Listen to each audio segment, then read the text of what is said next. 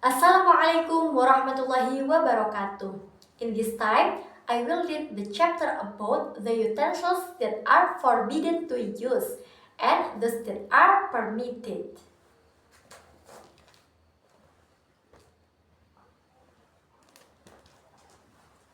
Bismillahirrahmanirrahim.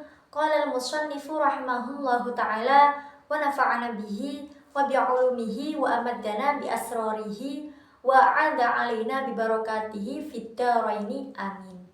Bismillahirrahmanirrahim. Faslun ay hadza faslun ka qawlin nadim wa hadfu ma yu'lamu jaizun kama taqulu zaidun ba'da man 'indakuma.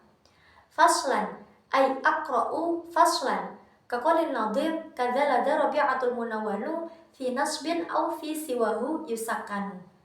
Faslin ay anzuru fi faslin kaqaulin nadim wa qad yujaru bi siwaru balada hatfin wa ba'duhu yura muttarida. Fi bayani ma yahrumu isti'maluhu minal awani wa ma yajuzu. Wa bada'a bil awwali faqala wala yajuzu fi ghairi daruratin li rajulin aw imra'atin isti'malu syai'in min awani dhahabi wal fiddati la fi aklin wala fi syurbin wala ghairihima. Wa kama yahrumu isti'malu ma dzukira yahrumu ittikhadhuhu min ghairi isti'malin fil asahi. Wa yahrumu aidan al-ina'ul matliyu bidhahabin aw fiddatin in hasala minat tila'i syai'un bi'irdihi 'alan nari. Faslun fi bayani ma yahrumu isti'maluhu minal awani wa ma yajuzu. Fasal yang menjelaskan tentang wadah yang haram digunakan dan yang boleh digunakan. Nah, di dalam fasal ini dijelaskan bahwasanya ada beberapa pembahasan, yakni hukum penggunaan wadah yang terbuat dari emas atau perak, wadah yang terbuat dari selain emas dan perak, hingga wadah yang berlapis atau yang bercampur emas atau perak. Sebelum membahas pembahasan awal, perlu diketahui bahwasannya fasal ini termasuk dalam kitabut thaharah. Karena kenapa masuk dalam kitabut thaharah? Karena untuk libayani wasilatil wasilah. Karena bejana adalah wasilah dari air dan air adalah wasilah untuk bersuci. Kemudian musannaf membahas tentang pembahasan fasal ini yang pertama kali ialah dengan berkata tidak boleh bagi seorang laki-laki dan seorang perempuan dalam keadaan tidak darurat menggunakan wadah atau sesuatu yang terbuat dari emas atau perak. Jadi ketidakbolehan dalam menggunakan wadah yang terbuat dari emas atau perak dalam keadaan tidak darurat itu tidak boleh secara syar'i atau alias haram. Namun tingkat keharamannya itu banyak terjadi ikhtilaf.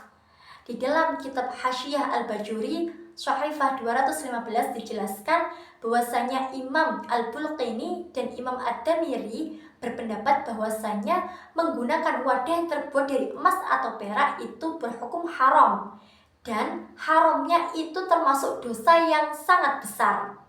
Kemudian Imam Az-Zira'i yang menukil dari jumhur ulama itu berpendapat bahwasanya menggunakan wadah yang terbuat dari emas atau perak itu berhukum haram juga. Namun haramnya ini termasuk haram yang dosanya kecil. Tetapi meskipun kecil juga tidak boleh dilakukan. Kemudian ada lagi Imam Al-Zahiri berpendapat bahwasanya perbuatan itu tidak berhukum haram, tetapi hanya makruh tanzih. Jadi di antara banyaknya ikhtilaf pendapat bahwasanya haramnya menggunakan wadah emas atau perak, yang pendapat mu'tamad yang kita pegang ialah dari Imam Az-Zira'i yang menukil dari jumhur ulama. Kecuali dalam keadaan darurat. Kalau karena keadaan darurat maka tidak ada hukum. Baik yang wadah emas atau perak itu untuk tempat makan, minum, dan selainnya yang dijelaskan dalam hadis riwayat Imam Bukhari dan Muslim yang berbunyi wala tashrabu fi aniyatidz dzahabi wal fiddati wala ta'kulu fi suhafihima. Jadi dari hadis tersebut perlu diketahui bersama bahwasanya makan dan minum menggunakan wadah yang terbuat dari emas atau perak itu tidak boleh. Perlu diketahui, tetapi ketidakbolehan itu hanya dalam penggunaan wadahnya saja, tidak dari zat makanan itu sendiri. Sebab zat makanan itu sendiri itu ialah halal. Wa kama yahrumu, sebagaimana haram menggunakan wadah yang terbuat dari emas atau perak, maka haram pula ittikhad, haram pula memakai atau memanfaatkan wadah tetapi dia tidak digunakan menurut qaul ashah. Contohnya seperti ini, piring yang terbuat dari emas atau perak yang dibuat pajangan. Lah, itu termasuk hukumnya haram menurut qaul ashah karena itu ialah termasuk ittikhad, karena mengambil atau memanfaatkan barang yang penggunaannya tidak diperbolehkan karena di dalamnya terdapat unsur israf atau tasyabbuh bil mutakabbirin.